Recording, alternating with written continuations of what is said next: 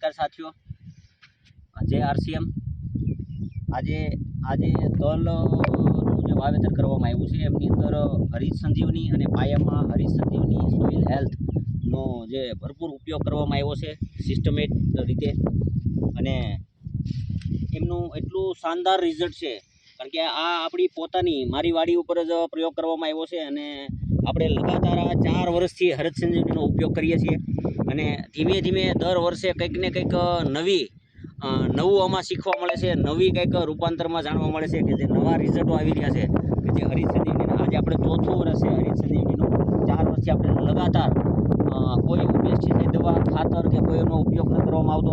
આપણે આમની અંદર ડિફેન્ડ 1 રાઉન્ડ અને 1 રાઉન્ડ રેપિડનો લગાવ્યો છે અને હરિત સંજીવની અને હરિત સંજીવની સોઇલ હેલ્થ અત્યાર સુધીમાં આપણે એને 3 પ્રોસેસ કરી છે।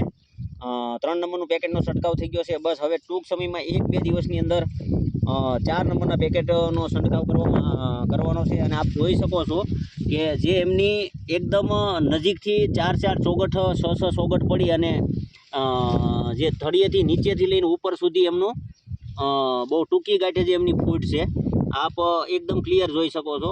તો હરિત સંજીવની અને હરિત સંજીવની સોઇલ હેલ્થની બહુ મોટી તાકાત છે। તો એક મિશનના રૂપમાં આપણે એક ઓર્ગેનિક ખેતીની જે આવનારા સમયની અંદર જે બતાવી રહ્યા છે કે જો આપણે ખેતીને આવી જ રીતે તો પેસ્ટિસાઇડ અને રાસાયણિકનો જો ઉપયોગ કરશું તો એક સમયે જમીન છે એ બંજર બની જાય। તો બધા મિત્રોને એક રિક્વેસ્ટ છે કે ધીમે ધીમે 1-1 એકરનો પ્રયોગ કરી અને આપણે આગળ વધીએ। 1-1 એકરની અંદર આપણે કંઈ ને કંઈ સારી એવી પ્રોડક્ટ છે તેમનો ઉપયોગ કરી અને એમાંથી જે રિઝલ્ટો આવી રહ્યા છે તો એને આપણે સ્વીકારી આપણા હેલ્થનું પણ કાળજી રહે અને એક સારી પ્રોડક્ટ એક ઓર્ગેનિક પ્રોડક્ટ ઉત્પાદન થાય અને લોકો પણ જો આનો યુઝ કરશે તો એમની ઘરે પણ કંઈક ને કંઈક સારું આરોગ્ય જાય।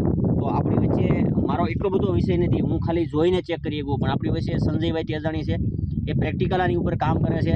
તો આપણે ખાસ કરીને એમની હારે વાત કરી ભાઈ તમને એમાં શું લાગી રહ્યું છે, કારણ કે એ દર વર્ષે આવું કંઈક ને કંઈક નવું ઉત્પાદન તલનું કરતા હોય તો આપણે એમને જ પૂછીએ કે ભાઈ તમને શું લાગી રહ્યું છે। નમસ્કાર। આપણે દર વર્ષે અમે તલ વાવીએ છીએ, પણ દર વર્ષે આપણે યુરિયા છે, ડીએપી છે અને ઘણી જાતની દવા છાંટીએ છીએ, પણ એમાં એવું લાગતું નથી કે 6 દોડવા આવ્યા હોય એકે વર્ષે। 2 દોડવા આવીને એમને બસ ટૂંકા તલ થઈ જાય। અને આ વર્ષે હરિત સંજીવની 3 રાઉન્ડ મારી દીધા છે, 3જા નંબરના પેકેટ માર્યું છે, પણ આમાં લાગ ઠેઠ ડોકેથી લઈને અને થળિયેથી લઈને ડોકા સુધી ફૂટ આવી છે અને એકદમ ટૂંકી ગાંઠે અને એ પાછી 100 ગાંઠ પડી છે, 6 દોડવા આવ્યા છે। એટલે આવું રિઝલ્ટ તો મેં ક્યારેય જોયું નથી। મેં જ્યાં સુધીમાં તલ વાવ્યા છે ત્યાં સુધીમાં આવું રિઝલ્ટ મને મળ્યું નથી। આ સંજયભાઈ કેટલા દિવસના તલ છે? આ તલ આપણે 1 મહિનો ને 20 દિવસના છે। આ કડ ઉપર તો આવી ગયા છે આપણે, એટલે હજી આ 1 મહિનો ને 10 દિવસ ઊભા રહેવાના છે એમ।